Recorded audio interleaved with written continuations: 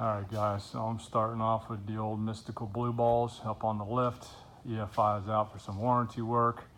It's another story, but figure it's a good time to take a look at these hose conversions. Alright, so standard hose at the manifold, same nipple, convert to a 1/2" female by 5/8 male barb, hose barb.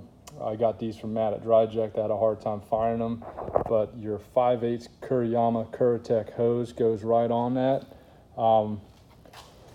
The number on that is going to be K7160. You're going to obviously do your length of preference. Pretty simple though. Goes right in the hopper, real snug fit. I've had no loss with suction, no need for tease, no movement, and you're getting a good 5 or 6 coils in there. So I found a couple advantages. Obviously wet sand, and the tubes don't push through and hit against the hopper like the old ones do sometimes. All right, so Maximus tubes, I haven't changed anything with the weldments. They are as they are, along with the adapter. 1" Vardex, the stock size. That goes up into your banjo connections. Obviously I did this for speeding up converting from Maximus standard back and forth. Real quick, pull the sides, boom, comes off. So this part right here, it is 075E, and it does have the plastic barbs.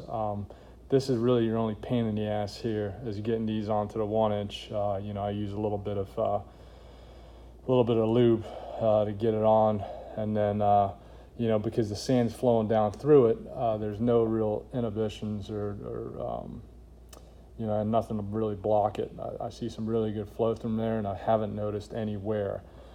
On the top side, this fitting is going to be 075D 3/4 also. This is the part that if you're going to get wear, it's the sand flowing down onto it.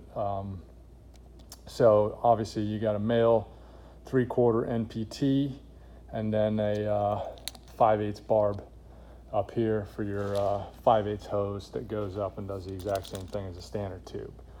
So obviously when you want to swap over to Maximus, you're pulling these off here, pulling this plug out, and then that hooks right up in there.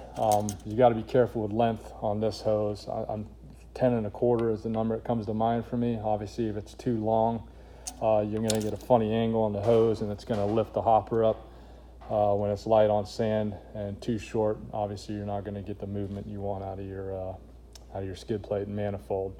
Okay, so on your weldments here, this is important because what comes stock from DryJect is a 1/2" by 3/4 garden hose thread. I switched this out to a 1/2" by 3/4 NPT.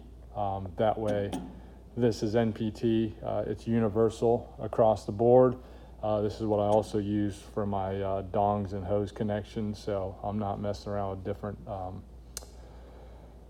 different banjo fittings. I think I already gave the number on that, 075D. So, and then obviously you're going to want your cap in here. It goes in. That's your simple plug, and